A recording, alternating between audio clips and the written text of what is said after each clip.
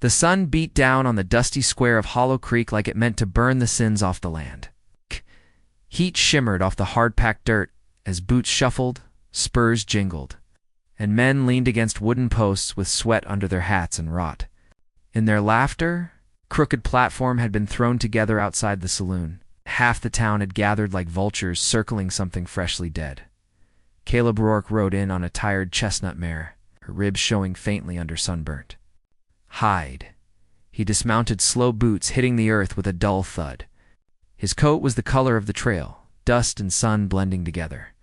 And his eyes, those steel-gray eyes, were empty, like the storm had already passed and left everything hollow. He tied the mare and squinted at the crowd, not planning to stay long, just needed coffee, nails, and maybe a reason to forget the silence that waited for him back at the ranch. That silence had begun one spring night.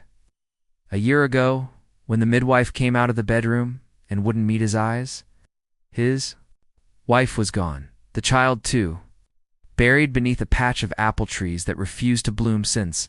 The crowd shifted. A drunken deputy with a badge too shiny and a gut too round stumbled to the front of the platform and cleared his throat. Property auction. Estate of the late Henry Greaves, he slurred. Debts to settle, mouths to feed, he gestured. With a crude flourish, two rough-looking men dragged a young woman forward, bound at the wrists, face bruised but held high. The hush that followed was not respect, but the hush before a storm breaks. Caleb blinked. She didn't flinch. She stood tall, bare feet in the dirt, dress torn at the hem. Her hair, once pinned, had fallen loose in long brown waves. She scanned the crowd like she wasn't looking for help, just measuring how far she'd have to run, if she bolted. "That there's Eliza Greaves," the deputy announced. "Widow, barren, useless to the household, per Mr. Greaves' kin. She's to be transferred as property to settle outstanding ranch debts." A few men laughed. Someone whistled low. Caleb didn't move. A man near the front, Burke Malden, cattle. Barren and mean as a drunk mule, spoke up. $5. I'll take her." Rumor was he broke women like horses. Caleb had seen the eyes of the girls who worked his ranch. Empty eyes. Caleb's fingers twitched. Something deep inside him, the part that still heard his wife's laugh in the wind, still tasted blood from the shovel he drove into her grave rows, to the surface. He looked at Eliza. She met his gaze, defiant, proud. Not crying, he stepped forward. "I'll marry her," Caleb said, voice like gravel. "Right here? Right now?" Square went dead silent. Malden turned, lips curling. "You drunk, Rourke?" Caleb's hand rested lightly on the revolver at his belt. "No, I'm still sober enough to know what a man is. I'll marry her." "Aye! Legal enough for you bastards?" The deputy blinked. The in-laws, two bloated men with matching sneers, started forward, fists clenched. The sheriff, leaning against the saloon with a cigar that had long gone cold, finally stirred. "By frontier law," the sheriff said slowly, spitting in the dirt. "Marriage is legal if witnessed, consensual, and spoken aloud, if she agrees. That is..." Every head turned. Eliza looked at Caleb, eyes searching, measuring. She nodded once. "Yes." Gasps rippled through the crowd like thunder rolling over prairie. The older Greaves brother started shouting. "You can't take her. She's our. You sold her," Caleb said. "You just didn't think anyone with a spine would show up." Climbed the steps to the platform. She didn't smile, but she didn't step back either. Wrists trembled, but her chin stayed high. "Name's Caleb Rourke," he said. "Eliza," she replied. "No middle name, no dowry, just me." "That's enough," Caleb said. The deputy, looking like he might vomit from the weight of it all, mumbled. "Then by witness of those present, I declare you husband and wife under settlement of debt." The crowd stared, stunned. Somewhere, a horse snorted. Caleb turned to her. Her lip was cut, her wrists still bound. He reached out, not roughly on, cut the rope. The crowd held its breath. She didn't thank him. They left Hollow Creek with nothing behind them but the sound of whispers and the crunch of hooves on dry dirt. The sky stretched wide and empty, too blue to be trusted. Caleb rode with a straight back, reins loose in one hand, the other resting. On his thigh, Eliza sat behind him on the same horse, stiff in a yellowing wedding dress someone had tossed at her before they left town, like a curtain draped over shame. She didn't hold him. She didn't speak. Its trailed dust clung to her. Him and the wind pulled loose strands of hair across her face. Caleb offered his coat when the air turned cold, handed it back over his shoulder without turning, but she didn't take it. Not yet. They passed through the lowlands first dry. Riverbeds cracked like old skin, brush rustling with unseen things. Overhead, the circling of vultures cast shadows across the ground like dark omens that drifted, then vanished. Caleb didn't speak, didn't ask questions. He just kept riding west, toward the land he once called home. That night, he set camp beneath a crooked cottonwood. The fire crackled low, throwing soft orange light on her tired face. She sat across from him, legs tucked beneath her, eyes unreadable. She hadn't eaten since midday. Caleb laid a tin of beans near her, said nothing, and looked out into the dark. After a while, he began to speak. Quietly, like he wasn't even sure he had a voice left. She planted apple trees the year we married, he said, eyes still on the fire. Said they'd take root better if we talked to Em. She'd hum while she watered them. I never told her, but I kept humming after she got sick. Kept thinking, maybe the trees'd remember her voice. He paused. Eliza's eyes didn't leave him. She died the day it snowed in April. Coldest morning, I remember. Midwife came out with red on her hands. Never asked me if I wanted to see the baby. He took a long breath. The wind shifted. You married me like a man pulling a trigger, Eliza said suddenly, voice low but sharp. That makes me your bullet. He turned his head. She didn't blink. Then silence. Long and honest. The next morning, Caleb let her guide the horse. Well, she didn't ask, just took the reins when he passed them over. She led them through a narrow trail between thorn, scrub, and rock, stepping light like she knew. How to avoid noise? When they stopped for water, she took out a knife and began sharpening it slowly. Caleb noticed her hands weren't soft, blisters, old scars. She wasn't someone who'd sat idle waiting for rescue. When night came, they made camp near a ridge. Caleb was gathering brush when he heard a low growl in the distance. Coyotes, too close. Before he could reach his rifle, Eliza had already picked it up. One shot rang. Out clean and sharp-hand the brush rustled no more. He looked at her. She didn't boast, didn't even speak. She just handed the rifle back. He nodded. That was enough. The third night she sat nearer the fire. Not close, but not across from him anymore.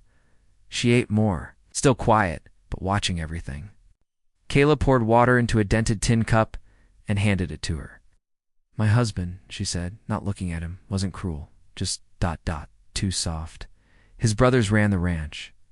I kept the books, kept their secrets too. When he died, they blamed me, said I made him weak. Took my ring, said I didn't deserve it. She rubbed the skin of her finger where the ring had once been. The fire crackled. They told me if I didn't keep quiet, they'd sell me for parts. Not even as a joke. Just said it like ... truth. She finally looked at Caleb.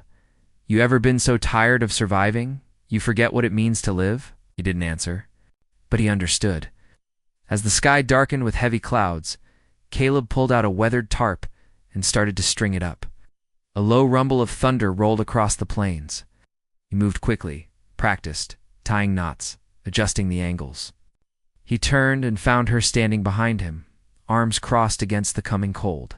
She didn't ask this time. She reached for the coat hanging on his saddle and slipped it over her shoulders. They said nothing. But something had changed. Ask ChatGPT. The third day brought heat that didn't seem natural, like the land was warning them to turn back. They'd crossed a narrow ridge into dry flats, where even the birds didn't cry.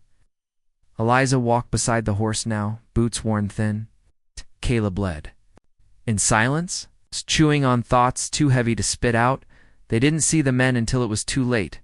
A crack of movement from behind a boulder, then a shout, there they are. And two riders came down fast. Caleb reached for his rifle, but the butt of a shotgun caught him across the temple. The world spun sideways. He hit the ground hard. When the blackness lifted, the first thing he heard was Eliza's voice. Low, fierce, not afraid. You touch me again. I swear to God I'll bleed out on your boots before you take me back. Caleb blinked. The sun was behind her, but her silhouette stood tall, knife pressed to her throat, hands trembling, but eyes full of fire. One of the men stepped toward her with a smirk, then a snap in the air. An arrow whistled down and struck the man's hand clean through. He howled, dropped the pistol, fell to his knees. The second man turned, but no one was there. It's just wind and silence and sky. Eliza didn't wait. She kicked the other man's gun away and grabbed Caleb's rifle, covering both of them as the attackers limped off, swearing vengeance and clutching wounds. Caleb came to fully by the fire that night. His head throbbed like hell. Eliza sat across from him, legs pulled close, the rifle still within arm's reach. "You all right?" he rasped. "Alive," she answered. "What happened?" She didn't tell him about the arrow, just said the men ran off scared. Caleb sat up, holding his head. "I didn't save you," he said after a long moment. "I just moved you from one cage to another." Eliza didn't respond at first. The fire popped. Somewhere a coyote howled. "In the distance, it's still better than being sold like livestock," she said quietly. Later, when they lay down beneath the stars, she settled closer than before. Not touching, but near enough for him to feel her breath in the dark. Before dawn, Caleb dug through his saddlebag for pain powder. His hand brushed something small, cold metal. The old wedding band. His first wife's. He turned it in his palm. For a long time, and he walked out to the tree line and buried it beneath a crooked pine. No words, no prayer, just dirt and goodbye. When he came back, Eliza was stoking the fire. She didn't ask, but her eyes followed his hands. That evening, just as dusk settled in and the sky went violet, a figure stepped into camp without a sound. Caleb reached for his gun but paused. The man didn't move like a threat. He moved like the wind, deliberate, unbothered. He was tall, lean, skin like stone baked under sun. Early 40s maybe, though it was hard to tell. Scars crossed his cheek and neck, but his gaze held no anger, just quiet. He dropped a bundle of dried meat near the fire. Then he turned and walked off, disappearing into the brush like smoke. Neither of them said anything that night. The next evening he came again, this time with herbs bundled in leather. Eliza took them wordlessly, left again without a word. On the third night he sat, no announcement, no greeting. Just lowered himself beside the fire and stared into the flames like he'd been part of their camp all along. Caleb didn't know what to say. So Eliza brewed tea with the herbs he'd given, handed him a tin cup. He accepted it with a slow nod, still didn't speak. After a while, Caleb asked, "You got a name?" The man looked at him. Voice quiet but strong. "Thorn." "Help us," Caleb asked. Thorn didn't answer right away, and slowly, with eyes still on the fire, because she fights like someone who's been forgotten. He turned to Eliza. "I know the feeling." The land looked smaller than Caleb remembered. His ranch had once stretched out like a promise, but now it sat quiet and half-forgotten fences slumped over. Troughs dry, and the apple trees bent like old men under their own weight. Eliza dismounted. Slowly, boots crunching the brittle grass, she ran her fingers along one of the branches. No blossoms, just dry, cracked bark. "They stopped blooming after she died," Caleb said, still holding the reins. "I never had the will to fix anything." Eliza didn't reply, but she kept her hand there a moment longer. They moved into the small cabin as dusk settled. Hung in the corners like memory, Caleb lit the old lanterns, found blankets, and started a fire while Eliza explored the kitchen in silence, brushing cobwebs off shelves and tapping the sink pump until water sputtered out. Night came, quiet, too quiet. Then a knock, heavy, deliberate. Caleb opened the door slowly, rifle low but ready. 3 men stood at the edge of the porch. He recognized the in-laws, immediately Eliza's late husband's brothers, and a third. Man in a black coat holding rolled papers. "We're here for the girl," one said, smug. "We got proof the marriage ain't legal. You brought lawyers to my porch," Caleb muttered. "No," said the man in black, drawing a pistol. "We brought what works. Gunshots tore the silence in half. Caleb ducked, slammed the door, and returned fire through the window. Eliza was already moving rifle in hand, loading like she'd done it 100 times. Outside a horse screamed. Then Thorne stepped from the shadows like death itself. 2 shots, 2 bodies dropped in the dirt. The third man ran toward the barn. "He's mine," Eliza said, jaw clenched. She followed him, boots pounding across the yard. Caleb and Thorne trailed behind, but stopped at the door. Inside, she had him cornered, his coat torn, gun lost in the straw. "Please," he said. Hands up, blood on his sleeve. "I was just doing what's right. You were our property." Eliza leveled the rifle. Her hands didn't shake. "I was a wife. I was grieving. You put a price on my skin like I was a mule." He whimpered. "Don't kill me." She hesitated. Then slowly, she lowered the barrel. From behind her, Caleb walked up and swung, his fist hard. The man dropped like a sack of flour, unconscious and still breathing. They dragged the bodies into a wagon and left them at the edge of the property before dawn. Let the road take them where it would. Inside the cabin, Eliza stood.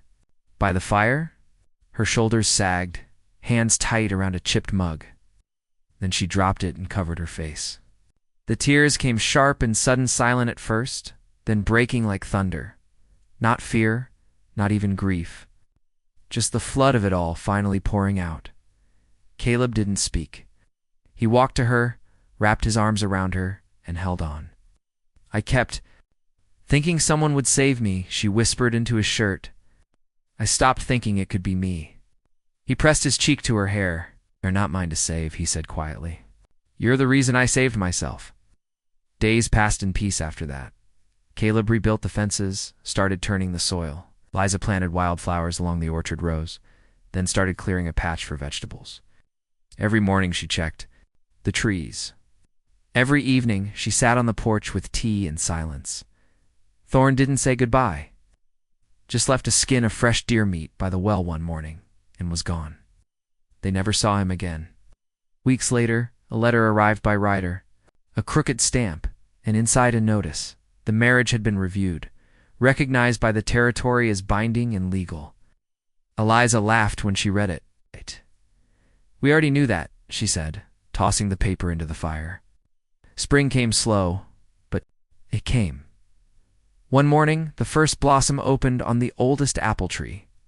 Just one, pale and trembling. Caleb saddled the wild mare he'd never managed to break. Elisa raised an eyebrow. "She throws every rider you've ever put on her." "Every rider but you," he said. She climbed up, legs steady, hands sure. He walked alongside as she led the mare to the open field. Then she kicked, and the mare took off fast, wild, free. Eliza laughed as she rode, hair flying, face turned to the sky. Caleb stood watching, smile forming not from pride or victory, from peace. At last asked ChatGPT,